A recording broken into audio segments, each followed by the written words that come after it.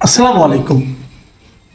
প্রিয় দর্শক, শিশু আসিয়ার মৃত্যুকে কেন্দ্র করে অনেক ঘটনা এর মধ্যে ঘটেছে এবং পাশবিক নির্যাতনের ফলে তার মৃত্যুর পর যখন তার জানাজা হয়, সেই জানাজাতেও অনেক লোক অংশ নিয়েছেন।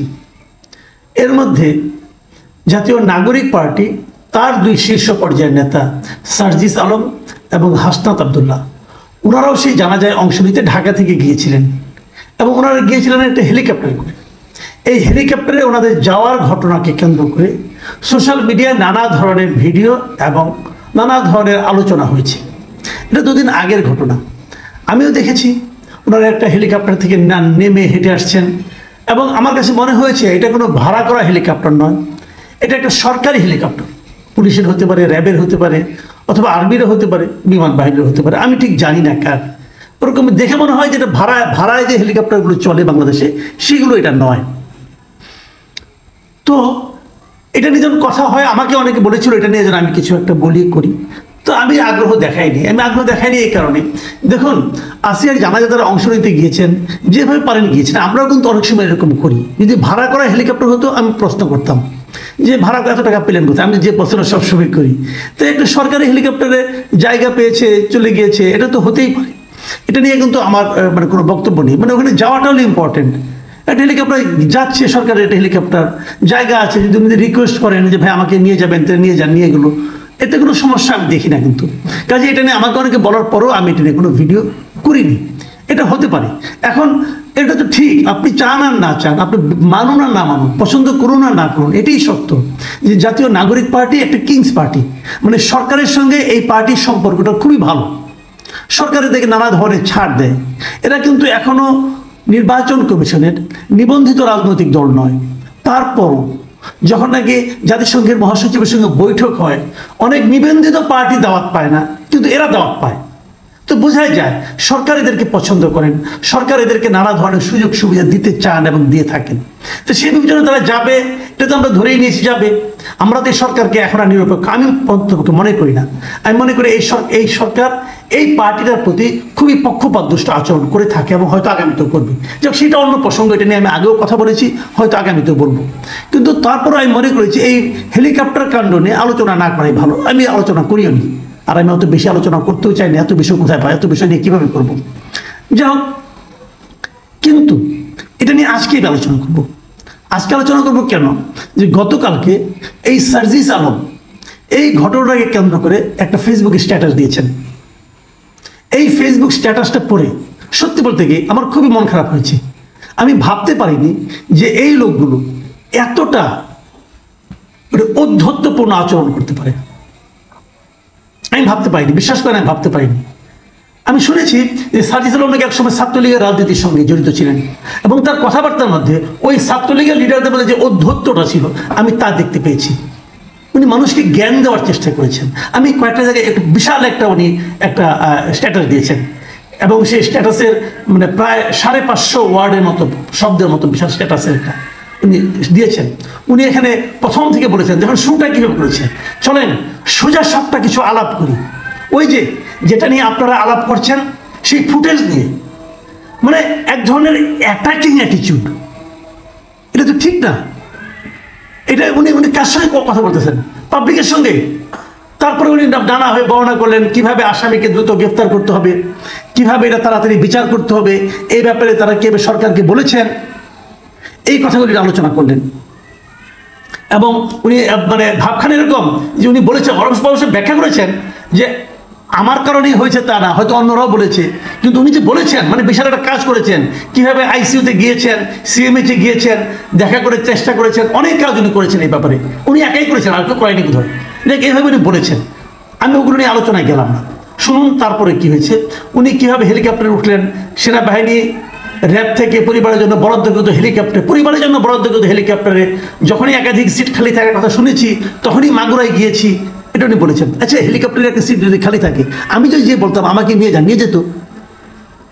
আমি কিন্তু যত না সার্জিস আলমকে দোষ দিই, তার চেয়ে বেশি দোষ দেই যারা নাকি সেগুলো নিয়ে গেছেন ওনাদেরকে।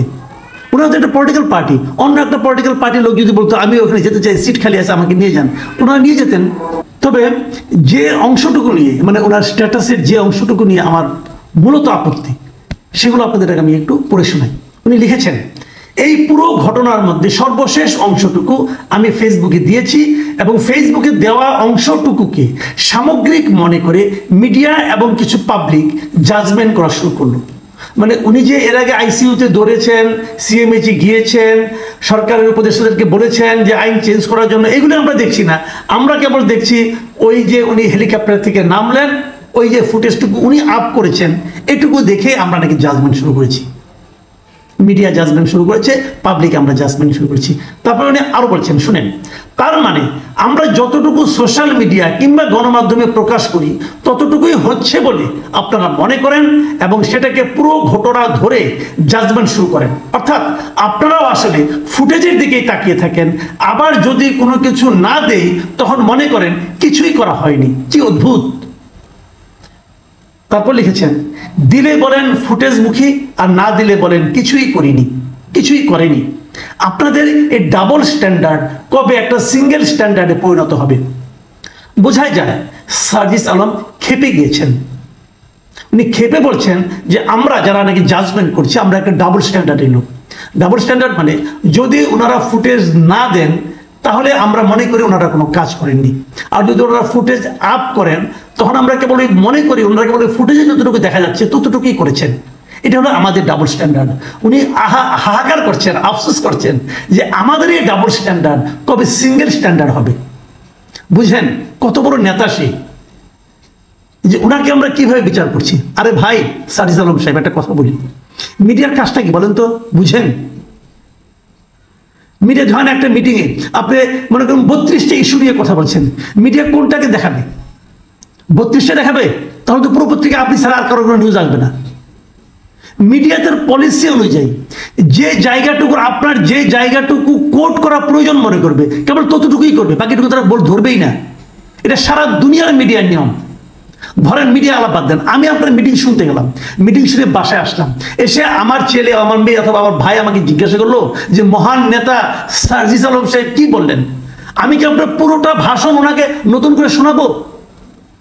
নাকি ওইখানে আপনি যা যা বলেছেন তার মধ্যে যে বিষয়টা আমার কাছে গুরুত্বপূর্ণ মনে হয়েছে অথবা যে জিনিসটা আমার কাছে বিতর্কিত মনে হয়েছে আমি কেবল ততটুকুই বলবো? এটাই নিয়ম। এটুকু না বুঝেই পাবলিক ফিগার হয়ে গেছেন। That is the problem.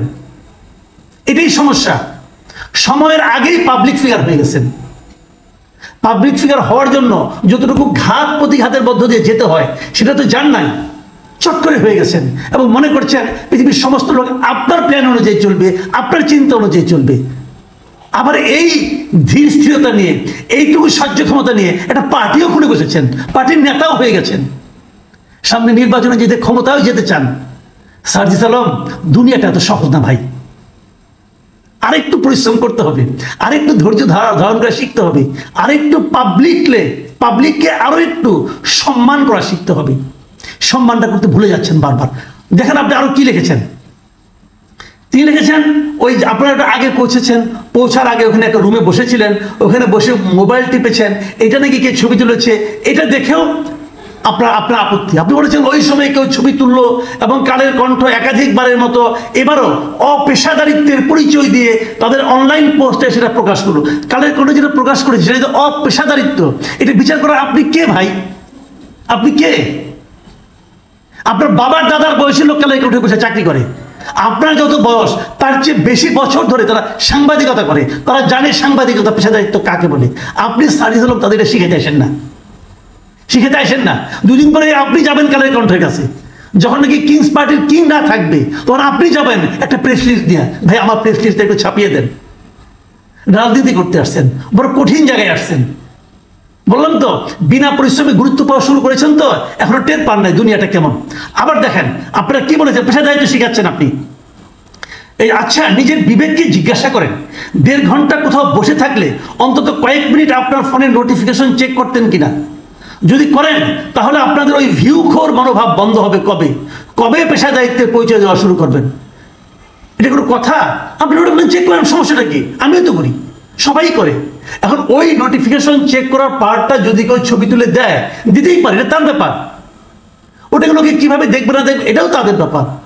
আপনি কি এগুলি নিয়ন্ত্রণ করার, আপনি কি এই ব্যাপারে নেগেটিভ মন্তব্য করার কে? আপনি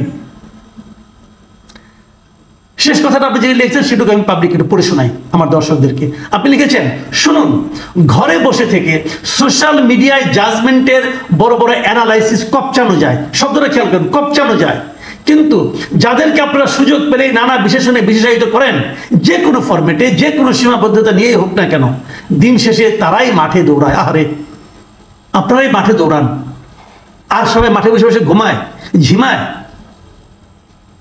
ভাই, নিজেদের এত বড় মনে করেন না, আহামরি কেউ কেটে কেউ হয়ে যান নাই, অথচ ভাবতে শুরু করেছেন। জীবনটা বড় কঠিন এবং রাজনীতিটা আরো কঠিন, সেই রাজনীতির পথে পা বাড়িয়েছেন।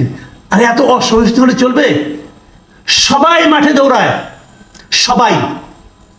আপনি সার্জিস আলম যতটুকু মাঠে দৌড়ান তার চেয়েও 10 গুণ দৌড়ানোর লোক এই দেশে বহু আছে, হাতে গুলা শেষ করতে পারবেন না। যার যার কাজ শেষে করছি, আপনি আপনার যে দায়িত্বটা, আপনার যে কাজটা, সেটাও আপনি করতে পারছেন না। আপনি এভাবে শেষ করেছেন। এরপর থেকে অনলাইনে এসব অ্যানালাইসিস দেওয়ার আগে অফলাইনে আমাদের জন্য অনুগ্রহ করে কিছু দৃষ্টান্ত স্থাপন করবেন। আমরা আপনার ভালো কাজগুলোকে অনুসরণ করার অপেক্ষায় থাকবো। অফলাইনে আমি কি বলবো, আমার হাসি উঠে। অফলাইনে ওনাদের অনুসরণের জন্য কিছু কাজ আমাদের করতে হবে, সাধারণ মানুষকে করতে হবে, তা নাহলে আপনার কাছে আপনার সম্বন্ধে কিছু বলা যাবে না। আমি কোনো কাজ না করেও আপনার প্রত্যেকটা আচরণকে সমালোচনা করব। এই কারণে করবো যে আপনি লিডার, আমি তো লিডার না রে ভাই, আমি পাবলিক, আমি জার্নালিস্ট, আমি পাবলিক, আমি সমালোচনা করবই। কারণ আমার সমালোচনা করতে হলে কি আপনার জন্য আমার দৃষ্টান্ত স্থাপন করতে হবে? ভাই, আমি তো পলিটিক্যাল পার্টি খুলে বসি নাই, আপনি তো খুলে পড়ছেন, আপনি তো ক্ষমতায় যেতে চান। ডক্টর ইউনূসের সমালোচনা আমি করি, আমি তো ডক্টর ইউনূসের একটা পশমের যোগ্য না, ওনার একটা চুলের সমান ওজন আমার না, তারপরে আমি ডক্টর ইউনূসের সমালোচনা করব। এবং ডক্টর ইউনূস সেই সমালোচনাকে গ্রহণ করেন বলে উনি ডক্টর ইউনূস হতে পেরেছেন। আপনি সার্জিস আলম সহ্য করতে পারছেন না বলেই আপনি এখানেই পড়ে থাকবেন, আর উঠতে পারবেন না। এই জিনিসগুলো বোঝার মতো বয়সই আপনাদের হয় না, কি করবেন? আমি আশা করব আপনাদের এই ধরনের স্ট্যাটাস দেওয়ার আগে 10 বার ভাববেন যে অ্যাটাকটা আপনি কাকে করছেন। যাকে অ্যাটাক করছেন তার কাছ থেকে কিন্তু আপনার সমর্থন লাগবে, তার সমর্থন না হলে কিন্তু আপনি ক্ষমতায় যেতে পারবেন না। সে কিন্তু রিক্সাওয়ালা হতে পারে, সে একজন দিনমজুর হতে পারে, সে আপনার জন্য কোনো উদাহরণ তৈরি করতে না পারে, কিন্তু তার সমর্থন আপনার লাগবে। প্রিয় দর্শক, নতুন এই রাজনৈতিক দলের নেতাদের আরো ধীর স্থির চিন্তা করার ক্ষমতা আল্লাহ তাদেরকে দিক, এই কামনা করে এখানে শেষ করছি। ভালো থাকবেন আপনারা।